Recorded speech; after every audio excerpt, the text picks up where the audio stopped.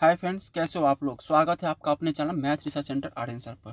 तो फ्रेंड्स, आज मैं फिर से लेके आऊँ आपके लिए काफ़ी ज़्यादा डरावना स्टोरी। ये आपका अगला एपिसोड है, एक गलती पड़ी भारी का। ये तीसरा एपिसोड है। तो चलिए कहानी को शुरू करते हैं।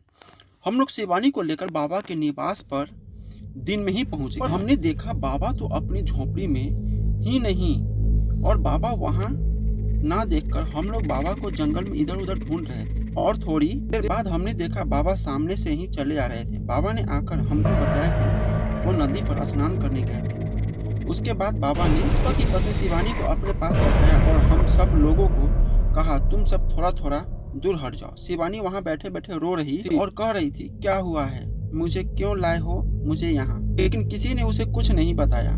उसके बाद बाबा ने एक लोटे में जल भरा और मंत्र पढ़ने लगे, और फिर बाबा ने अपने झोले से थोड़ी राख या भभूति जो भी थी उसे निकाल कर उन्होंने उस जल में डाल दिया और शिवानी को पीने के लिए कहा। लेकिन शिवानी पानी पीने से साफ मना कर रही थी। उसके बाद बाबा ने दीपक को कहा, तुम इसको यह पानी पिलवा दो। बाबा की सुनकर दीपक ने बाबा से वो लोटा लिया और शिवानी को वो पानी जबरदस्ती पिला दिया। बाबा ने शिवानी के बाल पकड़कर उसको अपने से आगे की तरफ पटक दिया। शायद बाबा ने उधर मंत्र वगैरह पढ़कर कुछ बिछा रखा था, क्योंकि जैसे शिवानी उस पर गिरी उसकी आवाज फिर से चेंज हो और वो फिर आदमी वाली आवाज में बोलने लगी। वो कह रही थी कि मैं तुम सबको मार दूंगा, तुम सब मारे जाओगे, तुम लोगों ने हमारे बीच में आकर अच्छा नहीं किया, अब तुम सब मरोगे। यह मुझे अच्छी लगी है और इसे मैं लेकर ही जाऊंगा।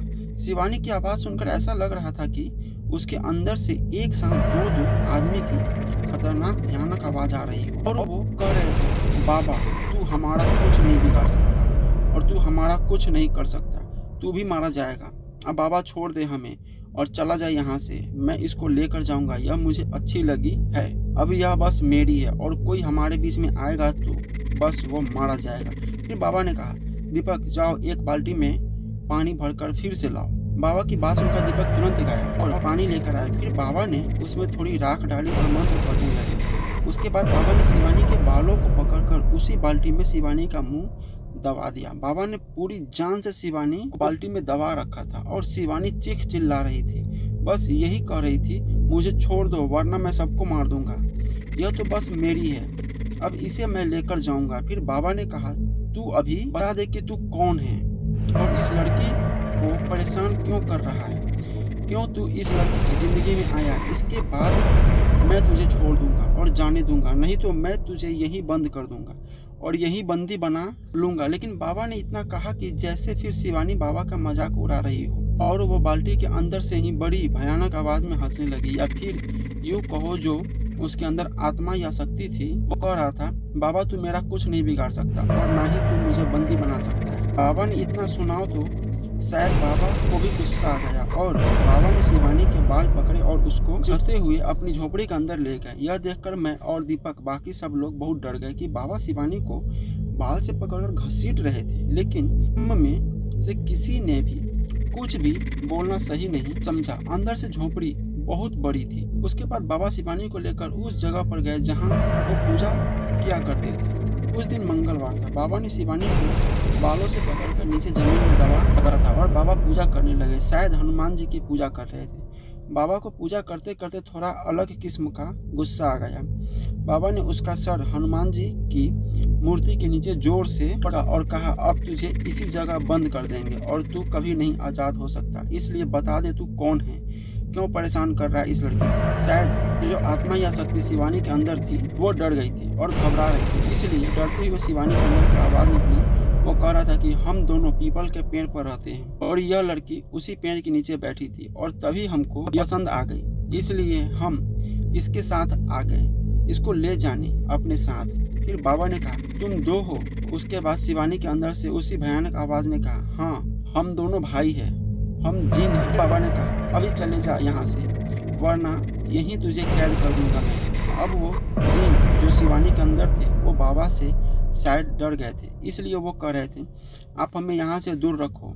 उनकी बात बाबा ने कहा, तुम हनुमान जी के चरणों में हो, तुम अभी खत्म हो जाओगे, वरना अभी छोड़कर चले जाओ इसको और कहो कभी नहीं आओगे। लेकिन जिन फिर हंसने लगे उसी भयानक आवाज में। इस बार बाबा को गुस्सा आ गया और उन्होंने जो बाल्टी जल से भरी हुई थी वो पूरी शिवानी के ऊपर डाल दी।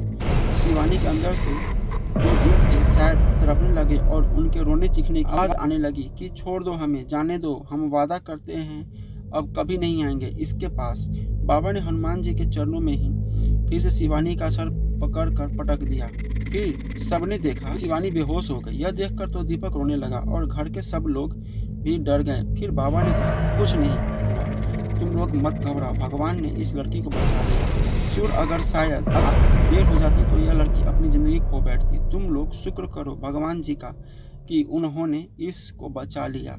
और बाबा ने शिवानी के बालों में जो रस्सी बांधी हुई थी उसे खोल दी और उसके हाथों को भी खोल दिया और थोड़ी देर में शिवानी को भी होश आ गया और वो नॉर्मल भी हो गई थी। और उसको कुछ नहीं समझ में आ रहा था कि उसके साथ क्या हो रहा है, कि वो यहाँ इस हालत में कैसे हो गई। उसके बाद बाबा ने शिवानी के गले में एक ताबीज बांधी और एक ताबीज हाथों में बांधी और दीपक को भी एक ताबीज थी।